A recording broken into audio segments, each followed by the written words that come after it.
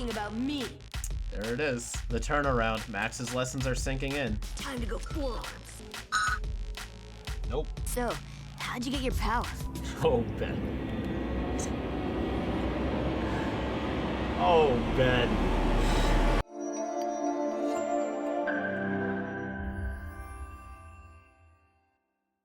Hey everyone, Kuro the Artist here, and welcome back to another Ben 10 Breakdown. Today, we're continuing our Season 1 review with another batch of episodes. A batch of them I found myself picking apart a lot of character interactions and development in these stories. While the first 5 episodes definitely helped with the show's world building, I feel these ones do a great job expanding on the characters, especially in the first season. It's easy to overlook everything that Season 1 gave us, so I hope that these reviews give you a new, fresh perspective to watch these episodes with.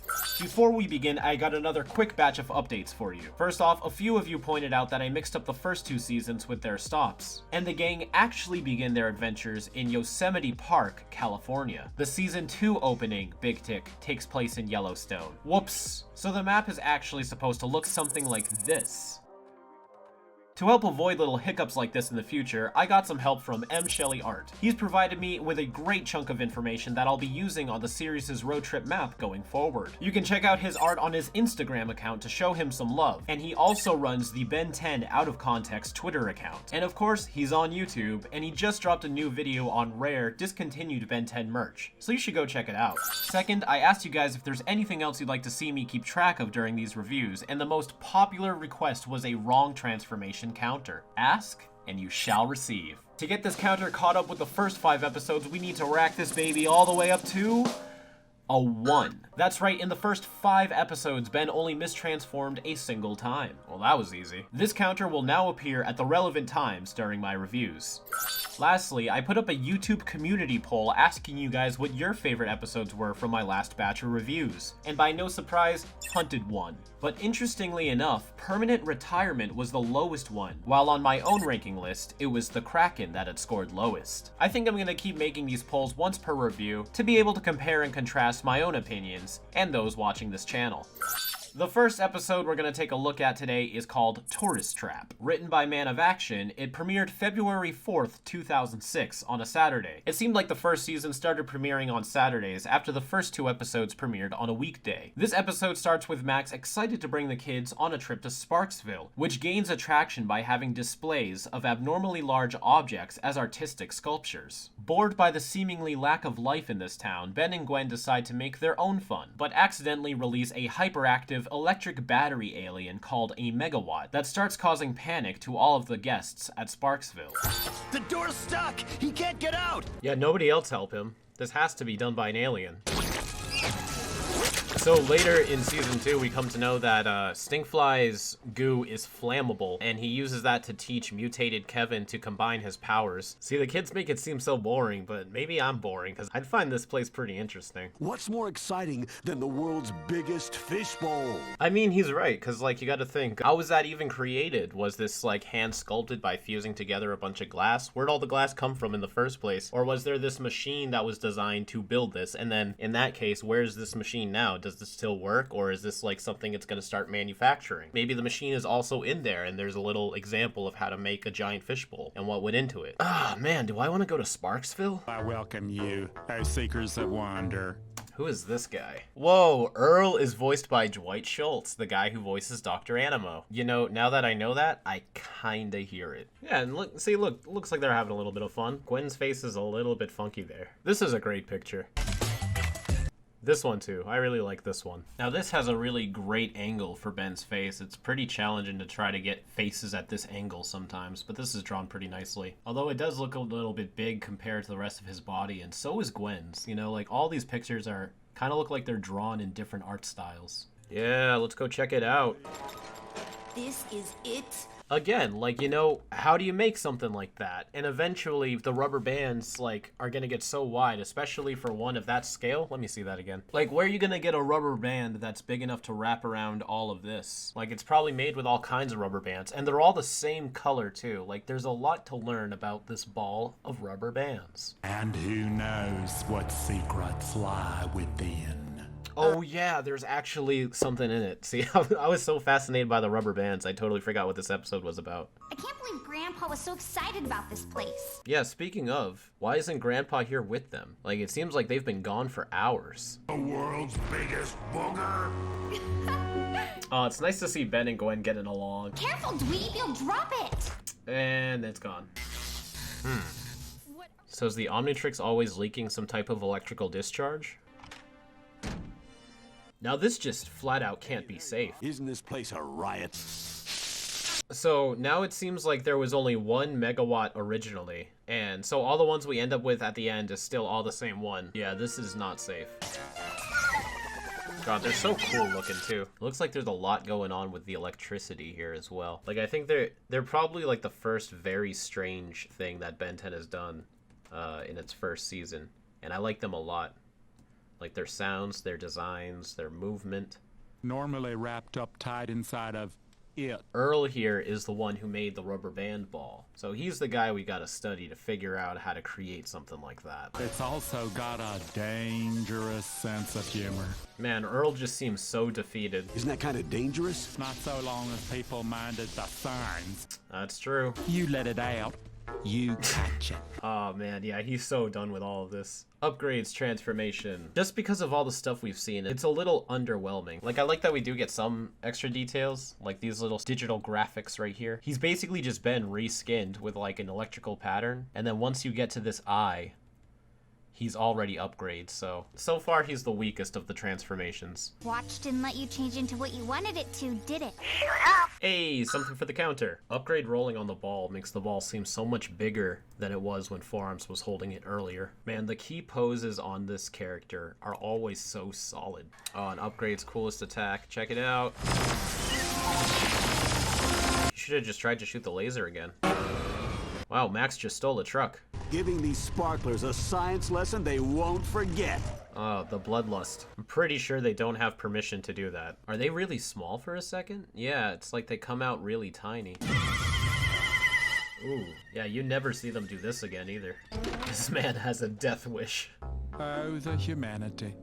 He's like a representation of how everybody tweets nowadays. So they seem to just want to joke around and stuff until they started being attacked. And even right now, they're possessing a giant robot and they're walking away. I think they just want to be left alone. They'll just wipe out the next town and so on and so on. Was this his plan? Mental Omnitrix control. This is awesome. Ooh, so right here, his Omnitrix dial has the same yellow outline that his rocks normally do. I like how it's legitimately like a ball of fire that he sort of throws, and it's not just like a stream. Miss me, doofus! How did he do that? That was insanely fast. Heat Blast has lips. Just crawl out of the top. Ooh, and is this fire breath too? And it swirls? The aliens' powers get so watered down in diversity in later seasons when they start favoring more aliens. Even this pattern with like the glowing sparking around him, I just can't stop gushing about the aesthetics of the classic series. Wow, all these workers too. How does this place have this much money to spare? It'll be Alien slavery. So, Tourist Trap. I gotta say, I wasn't super excited to come back to this episode, but I did have a pretty fun time coming back to it. The plot, I'm going to give it a 4. I wouldn't say that this episode is without its cliches and tropes, which has made me give plots a 3 in some previous reviews, but this one was just done so cleanly and well, and that unique Ben 10 flavor is on full display here, that I feel like the commitment put into this story's development definitely earns it that 4. It has a nice little world that it lives in for this episode. The megawatts are really fun, and the way they defeat them is pretty creative. It doesn't really seem like anything built up to that. It would have been nice if there was a little bit of foreshadowing or a line here and there about something to do with electrical conducting. Maybe Gwen was doing a summer school research report for extra credit on conductive materials or something. I don't know. You could weave it into the plot. Because this episode relies heavily on the assumption that you really know how conductive metals and materials work. And even if you don't, it's not impossible to follow. It just kind of makes the ending seem come out of nowhere, but not enough to really seem like a bad ending. Characterization, this episode deserves a 5 from me. The characters have very great chemistry with each other in this episode, and with this being the 6th episode, you should have some familiarity with the characters already to compare them by, and the way they're presented here fits very in line with how they've been the first 5 episodes. One-off supporting characters can usually get in the way of episodes, which I'm sure we'll talk about in the future, but I felt Earl's presence in this episode was very needed for context on Sparksville and the megawatts, and the deadpan delivery Dwight Schultz gave in this episode made all of his lines just that much more funnier. The megawatts are great characters of themselves. While they don't speak, they are very expressive, and they steal the scene every single time they're on screen. Visuals, I will give this another 5. This season has yet to disappoint me with any of its animation. Straight from all of the poses the megawatts make, the action with forearms, upgrade, and heat blast, and all of the smaller animations like the electrical effects the megawatts gave off, and all of the fire that heat blast was manipulating, looks comparable to, if not better, than a lot of the much more fluid animation we get in modern cartoons. Importance, I'm going to actually give this a 3. The existence of the megawatts do appear every now and then in the series and don't really contribute to major story arcs. They almost seem essential in the world building of Ben 10, as they're some of the most recognizable aliens in the series. And while you wouldn't necessarily need this episode to get all of the major plot points down, I would argue that you really are missing out on the Ben 10 experience if you skip this episode. Entertaining, this is a strange rating I feel I'm giving it, but I would say a 3. While I have obviously had a wonderful time watching this episode again, as a kid I really didn't have the appreciation for it as I do now. I remember despite all of its wonderful animation quirks, somehow it just still wasn't as interesting to me. But as much as I want to gush about what this episode means to me, I feel like when it comes down to it, I really can't see myself putting this episode on for fun. It's absolutely an episode to appreciate, but I'm not really sure if it's anyone's favorite. That brings this episode to a total of 20 out of 25 points. Moderately high on this scale, but we still have 3 more episodes to go through. Greg Klein returns to write the 7th episode, Kevin 11, that premiered February 11th, 2006. Go figure. This episode begins with Ben getting the trio kicked out of a fancy hotel in New York, which causes a strong argument between Ben and Max. Ben storms off to an arcade where he meets Kevin, a runaway with the power to absorb and discharge energy. Kevin and Ben quickly become friends, but Kevin's bad influence, combined with Ben's current resentment towards Max, finds Ben tied up in some criminal activity.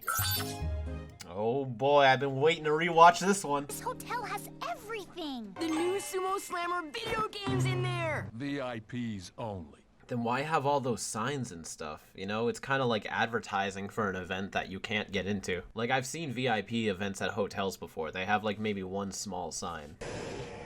Man, that's a cool looking setup. Yeah, freaking chuck it at them. Never come back! Oh my god. I never even got a chance to take a shower. In a real shower for the first time all summer.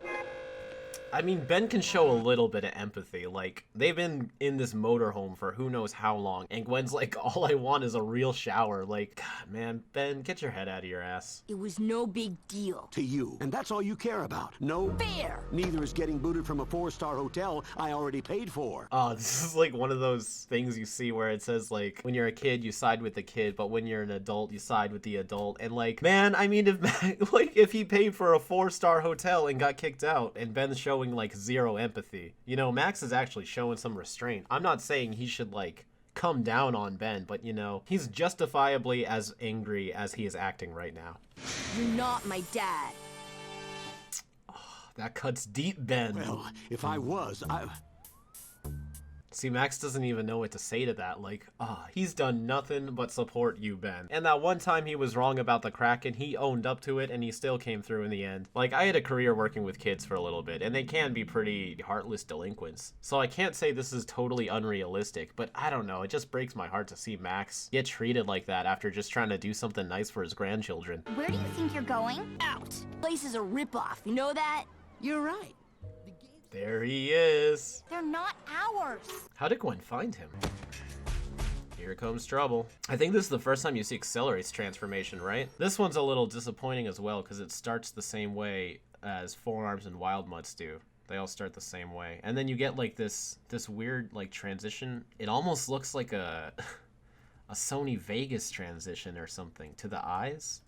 Like, see, it looks like there's like some unintentional rippling happen around it. I'm not exactly sure what's happening here. Then it just flashes. Same with the legs. They just kind of bleed into the accelerate legs. And very quickly, too. That's like six frames to get to those legs. This green glow around the legs is nice, too, but then it just kind of flicks away. It doesn't look like it fades.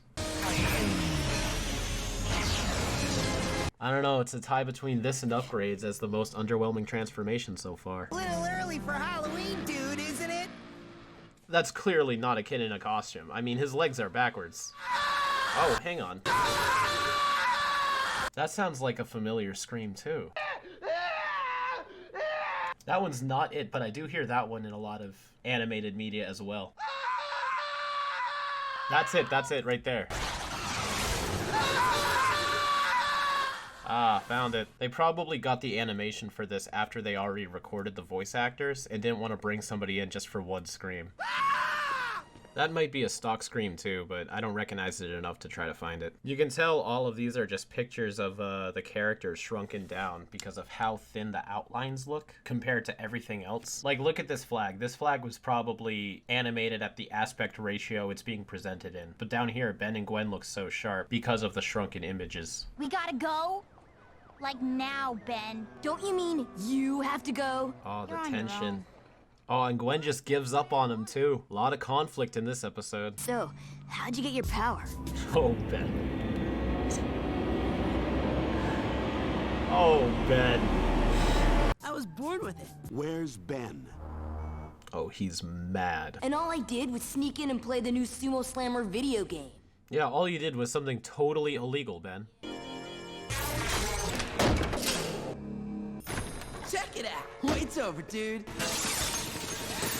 Now, people always like to point out how this is like a lot of immediate action and security for something that's just holding a video game. In fact, I'm pretty sure the pop-up episodes point that out too. So it's theorized that this was set up by the police to try to capture Kevin, as he never really seemed too secretive about keeping his powers out of the public eye. Also, I'm just noticing this doesn't really line up, and this circle should not be passing over the building. Get out of here.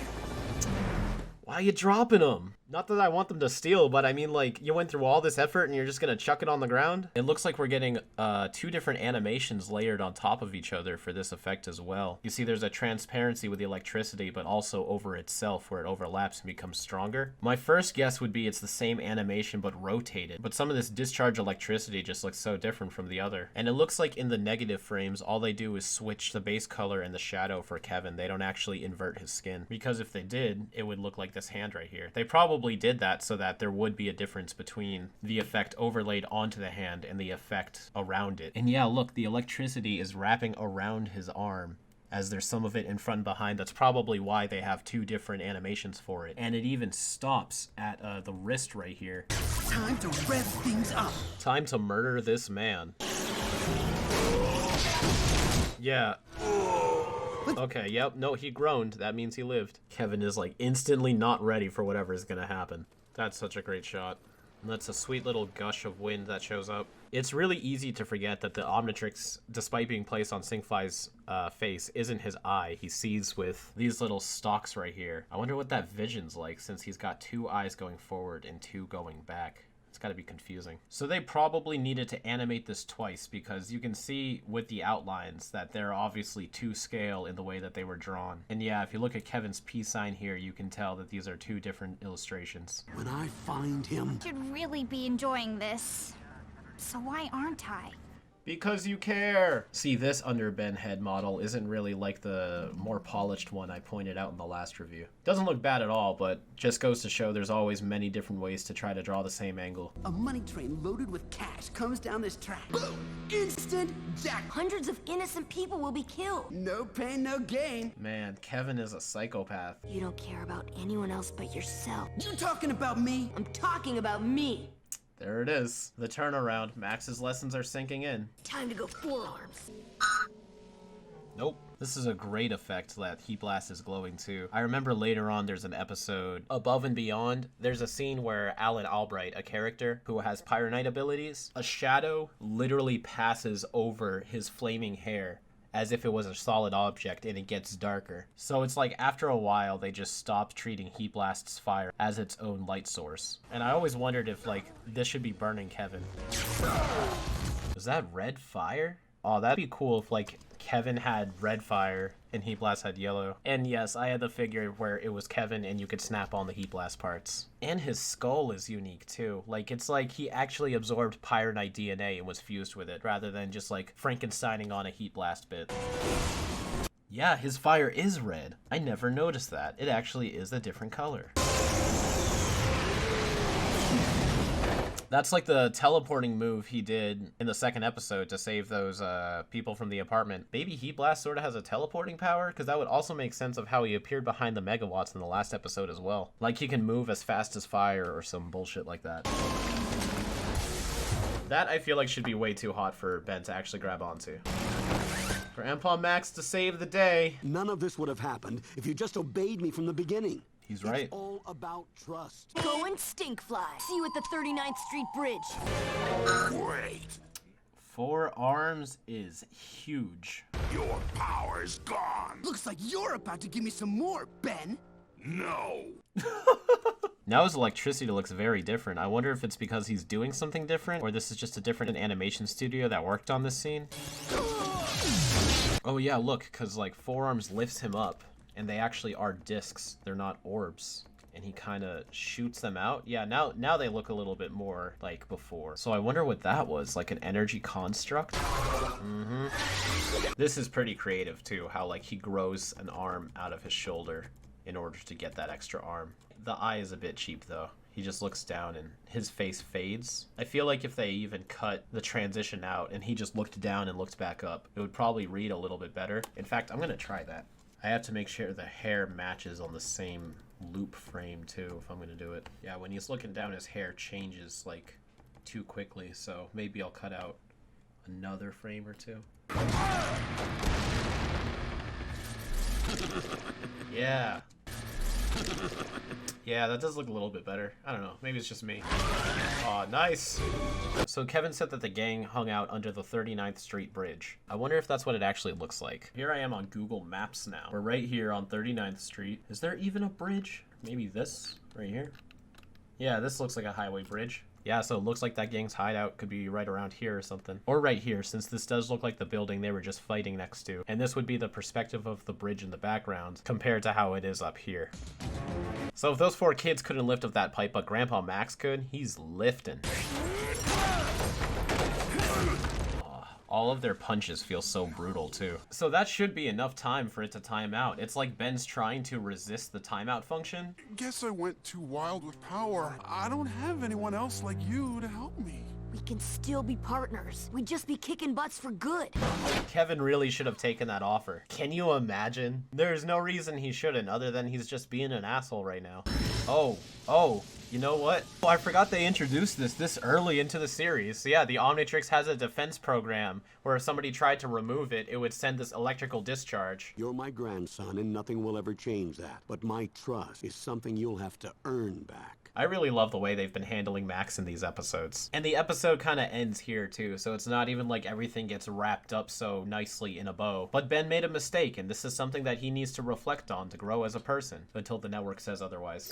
Now, if I always rated the plots based on how either unique or complex it was, I don't think an episode can ever score a perfect 5. The way I like to see ranking my plots is, how well does this fit within the Ben 10 world? Does it really make sense, or is there too many plot holes? Are the concepts executed in a satisfying way? And does it really seem like there's enough love and care put into what's happening? And personally, I think this episode is all of that. Everyone loves when the antagonist of a series comes in, who's always the cooler guy and has like the slightly better power. But in this case, it isn't really about just someone one-upping Ben. It's really about the example of someone Ben might be without people in his life to guide him. They do a lot to stress that Ben and Kevin are alike in many ways. But in the topic of nature versus nurture, the experiment experiences that Kevin has been through in his life so far, and the way Ben has been brought up, creates a strong contrast at their core values. Kevin really seems desensitized to the idea of really relating to other people and caring about them. He's willing to let countless people die for a temporary financial gain, and has no interest in sticking around to even see if anyone survives. And in this episode, Ben went from sneaking into an exclusive hotel game preview to breaking into a warehouse and actually stealing the game, all because of Kevin's own influence. This isn't something that Ben would have thought to do himself. But if I'm going to keep elaborating on this topic, I will jump over to my character's rating, which I do believe deserves a 5 as well. The dynamic between Max and Ben, and this is really one of the only episodes in the series they actually have some legitimate conflict with each other. So it's easy to say it just kind of comes out of left field and is never dealt with again. But the way this conflict arises and is resolved in this episode, I feel is very realistic. Not just in a sense of how the characters are portrayed, but just in real life dynamics between children and their guardians as well. I really like the way all the characters interacted with their conflict in this episode, and all of it was played straight. No goofy music, no jokes. This was some actual character conflict. And just like real life situations, just when people come to an understanding, that doesn't exactly mean everything's alright in the end.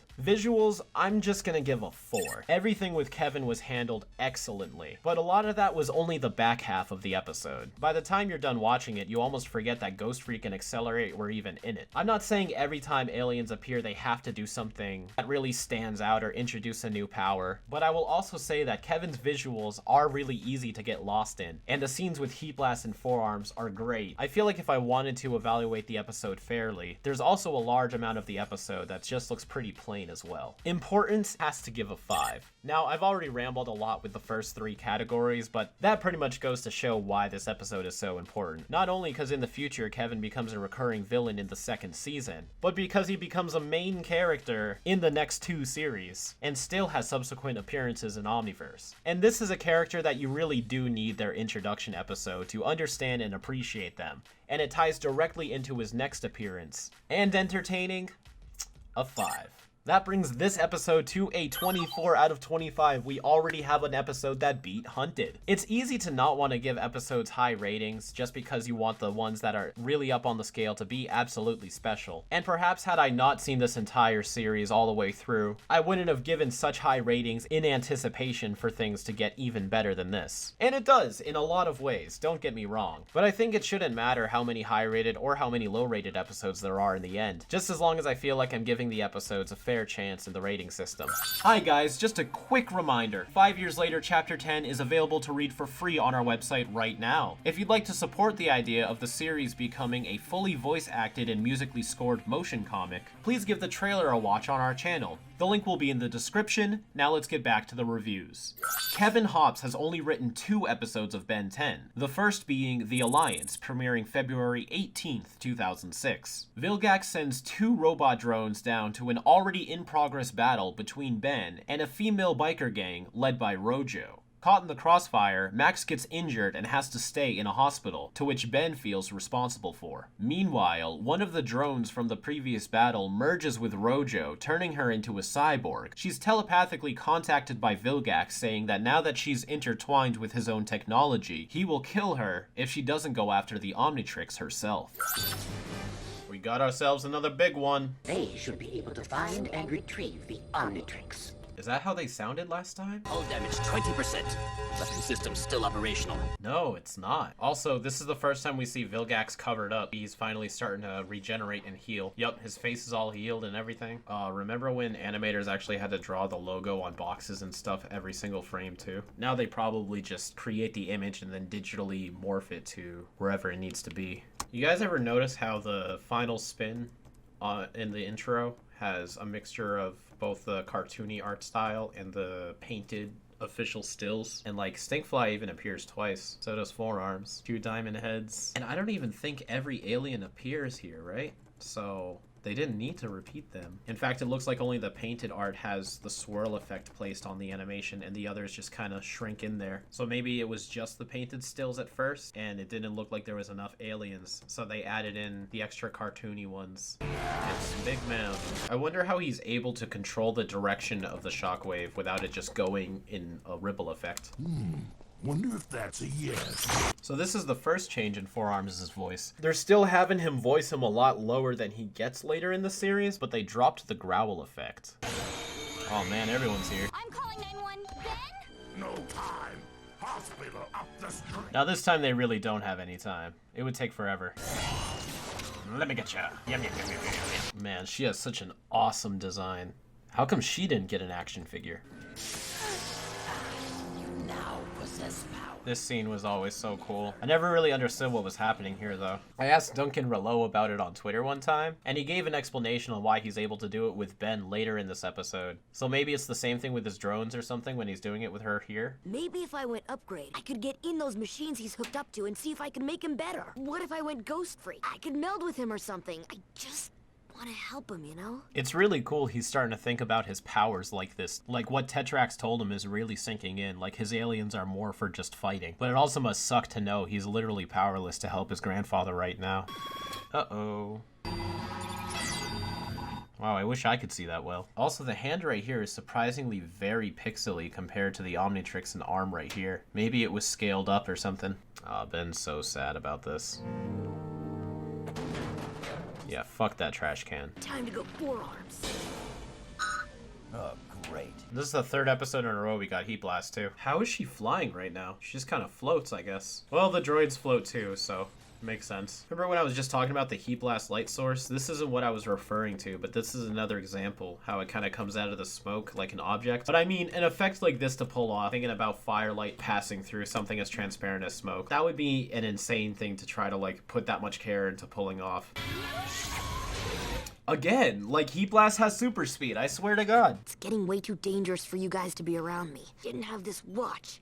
None of this weird stuff would be happening. It's really good to see Ben think about it like that. Like, he's not exactly... Well, I mean, he is right. Like, he's right, but it's not his fault, technically. But the fact that he is feeling responsible for this, and he is showing a lot more empathy than he has in previous episodes, I'm really seeing a succession of growth with Ben from the first episode up until now. This season already seems pretty well planned when it comes to developing Ben's character. Yeah, but since it won't come off, there's nothing we can do about it. Gwen too, because she easily could have agreed with Ben right there, but she's also taking this seriously and giving him the love and empathy that he needs, because this is a very big deal to them right now. Like, their grandfather is in the hospital and they have this crazy bionic alien woman coming after them. So I'm very happy that they're writing them like real characters right now and they're taking this scenario seriously.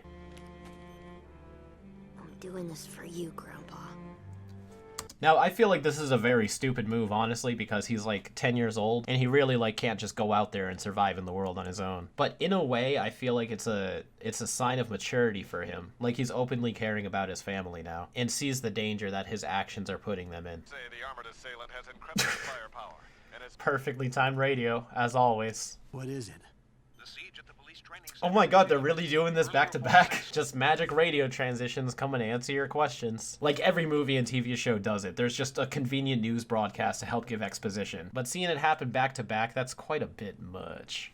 Yeah, accelerate. This party started without me. He wants his Omnitrix, he can have it. Who's he? Oh yeah, that's right. Ben has no idea about Vilgax at all at this point. I've always been wondering, like, if the things at the ends of his hands are fists, like they appear here, like up here and down here. Because other times it's very clearly claws. See, like right here. So, like, they morph into fists when they need to be, but that's about it. If you can't destroy it from the outside, take it down from the inside. Looks like you're not better off without Grandpa either. Yup. Huh. Said it for me. Nice. He just goes straight for it. Listen to every word. Be afraid. You cannot hide from me. God, that would horrify me.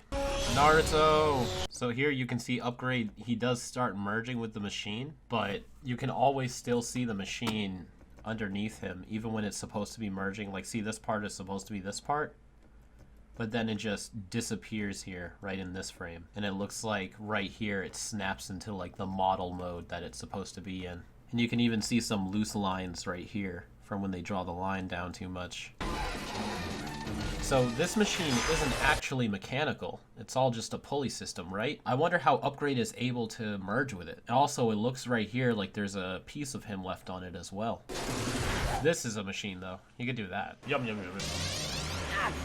Yeah, so see right here, it looks like the machines are coming out of her arms, right? But here, everything just seems to fall off of her, like it was all just a protective layer. Like, I would have gone for a different effect for the armor falling off. When I went upgrade, I saw this alien. He said I should be afraid. Grandpa, you look afraid. I'm fine, and you'll be fine too.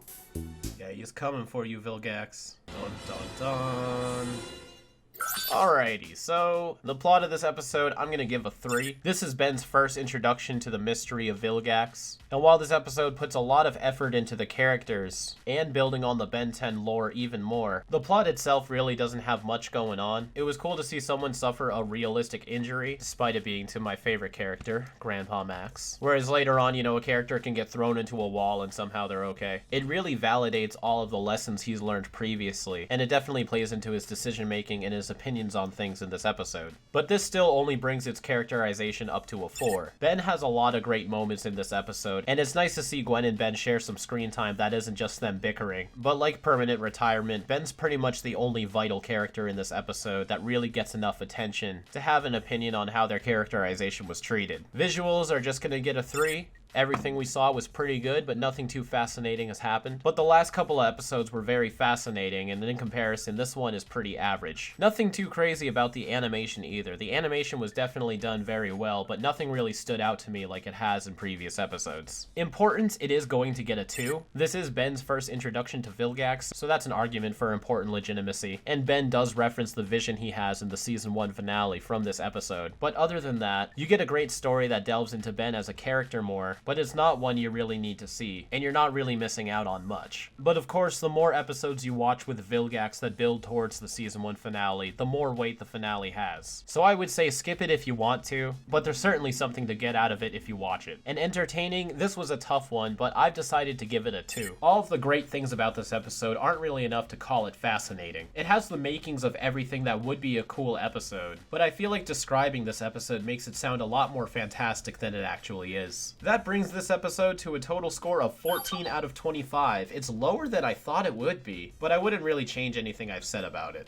Man of Action finishes this batch of reviews with an episode that premiered February 25th, a Wednesday interestingly enough, titled Last Laugh. Ben must battle his fear of clowns when the trio visit a circus, where the main act, Zombozo, is secretly using his act as a front to steal people's energy. This episode also introduces a handful of recurring villains and dives deeper into the mystery of why Ben's personality is always slightly different when he's transformed as Ghost Freak. There's a lot of quick and snap animation happening right here too, with the way the fist comes up and then grabs him and then the water is jerked into the air for a bit, only to splash back down. So you see here. It's a trick to make animation look very intense. Oh, is that like a green outline around his eyes too? Is that an early design choice or is that a mistake? Either way, I like it. Okay, so look at this. The episode was written by Joe Casey and Duncan Rouleau, and is credited to Man of Action on the wiki as well. However, The Kraken was written by Stephen T. Siegel and Joe Kelly, yet was also given the full Man of Action credit on the wiki. So I've been going by the wiki's written by credits. Now, I feel like whenever it's credited to Man of Action, it can mean any 2 of the 4. And it's not always all 4 of them, as the wiki would lead you to believe. Look how wiggly the RV is drawn right up here. The backgrounds have never had the straightest of lines, but this right here is just like very woozy. This right here too. Zombozo's nose here too, and up on the hat. Like this is like, the way it's done, it almost looks intentional. Yeah, see like around this arch, it's like wiggle, wiggle, wiggle, and then you come down there and then more wiggles. All right, last time I'm gonna point it out, but just rest assured, it's like, it's in this episode a lot. Thumbskull! 'Cause his skull is a thumb. Gross. What's that on his back? Is this like a rabbit or something? It's a TARDIS. Yeah, get the jewels. It's always about the jewels when it comes to robbers. Now this is an interesting effect they're doing right here. Instead of adding in the mist texture effect, it's like they're actually drawing the little glows that happen. I never noticed these colors floating around before. Zombozo can teleport too. Wow, he's strong. It must be all those souls he absorbed, or I don't know, whatever he does. We got bigger laughs to get. Yeah, he's straight up teleported. Look, this paper going by just disappears into the air. And now it's gone. See that? Remember, we were laughing. It was so funny. Man, Max is me at 5 in the morning. You're kind of glum, that's all. I'm sorry, I know this is supposed to be freaky, but Max just seems high as hell right now. Promise not to laugh. I'm afraid. Look at the road, Max! Sometimes you just gotta scare the fear out of... Even when he can barely keep himself together, Max is trying to help Ben with his problems. That would be pretty freaky as a kid, too. If, like, the adult just passed out at the wheel, and now you gotta take control of the vehicle. This shot has a lot of intensity put into it. It is their souls. Pretty much, right? Yeah, he's sucking their soul out right now. I think he steals people's happiness. Okay, yeah, that's what it is. Yep. He's just a guy with a red rubber nose and big shoes. It's clearly blue. He's even looking at a picture of him right now. Now, I wonder what's going on here. So, like, he can teleport, he can steal souls or happiness, and now he can, like, create actual illusions. Like, if somebody else were looking at this, would they also see this? Or is this something he's projecting into Ben's mind? Like, Ben's actually falling right there, isn't he? And then, like, you know, you would be feeling that. You would feel yourself rushing through the air, and he lands. And now it's real again. So really, like, what was all of that? This was a pretty great shot, too. And I always loved this, how, like, the machine had him, like, fly around. And drain their positive energy like a sponge at a pool party. So, positive energy. It's such an obscure thing. It's hard to even really think about how dangerous this guy is. Because, like, despite all of his incredible power, his whole plan doesn't really make much sense. I don't know, maybe I'm thinking way too hard about it. But even as a kid, when I was watching it, like, I never really got what he was doing. That kind of made him not seem as dangerous. Because it's so obscure and confusing. That it's like, stealing positive energy, well, what's that? I'm just gonna keep thinking it's souls and call it a day. Or maybe it's positive energy in a sense like, you know, chakra in Key. It doesn't matter. It doesn't matter. Oh god, yeah, see, it's having like a physical effect on her too. So like positive energy, I guess, is more than just the concept of being happy. It's definitely like their life energy or something. Like their chi, I guess.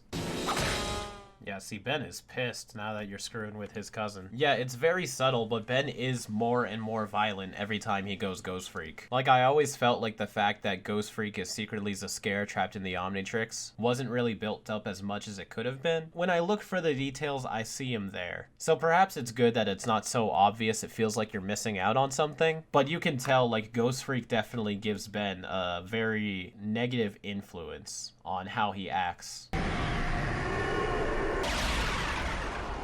Whatever that was. You want to see something really scary?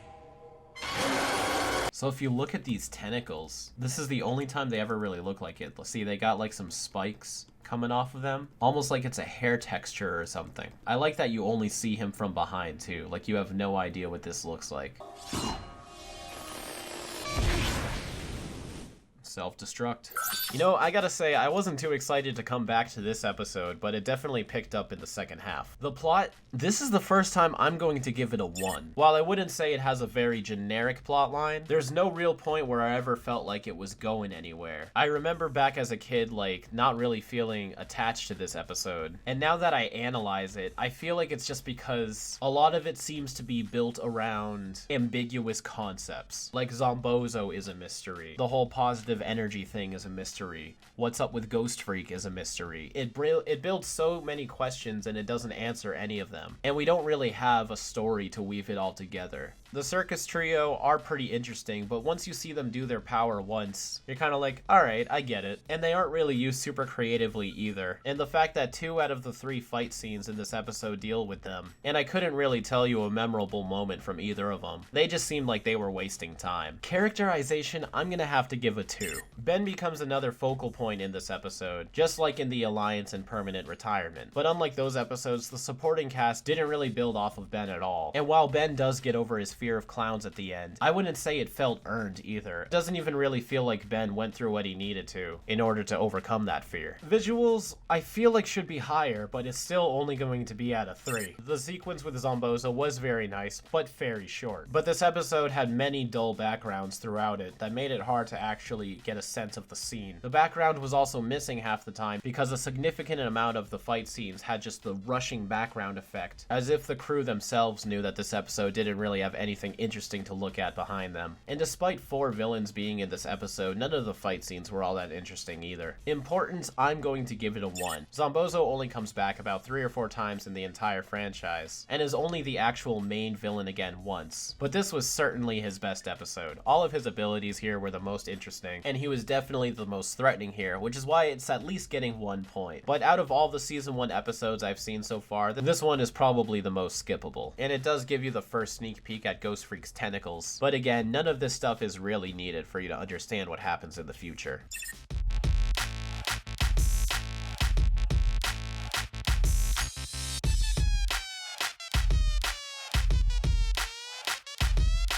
My goodness, that gives this episode a 9 out of 25. I really didn't mean to come down this harsh on the episode. Like, I wouldn't even say this is a bad episode, but I guess when I compare it to the way I've ranked all of the other episodes, it really can't stack up to any of them. I can't help but just watch this episode and be left with a ton of questions. And honestly, I don't really care if any of them are answered. So a 9 out of 25? Yeah, I guess that's fair.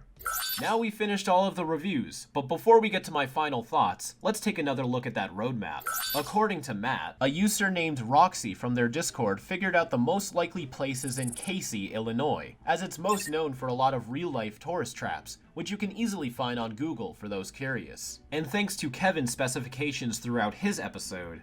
Hey, want a tour in New York? I kinda trashed their hangout under the 39th Street Bridge. We can confidently say this is set in New York City, New York. As a very strange decision for this episode, the Alliance takes place yet again in New Mexico, this time specified as Albuquerque. Both Hunted and the Alliance have been given the New Mexico location by pop-up trivia, and while evidence in both episodes can support these claims, it's very strange to make the same stop twice, especially with the route Max has been taking. We end our route with the last laugh, which didn't give us any specific locations or landmarks. So for now, our map is left looking like this, unless you guys vote otherwise. So when planning ahead for these reviews, I found that Ben 10 Classic actually has 2 separate ways for how to organize the episodes, by US airing order and production order. It's not uncommon for shows to have their episodes order rearranged by the network for whatever reason, and a fair amount of you are probably aware of the nightmare that is the Omniverse airing order, which ruined many story arcs this way, one of which was built up for 2 seasons, but we'll get to that. So far with my classic series reviews, I've been going off of US airing order. With this version of the show, the airing order doesn't matter too much for continuity's sake, but depending on which episode order we're going with, it will change the map that we're making. If we went by production order, the map would actually look something like this.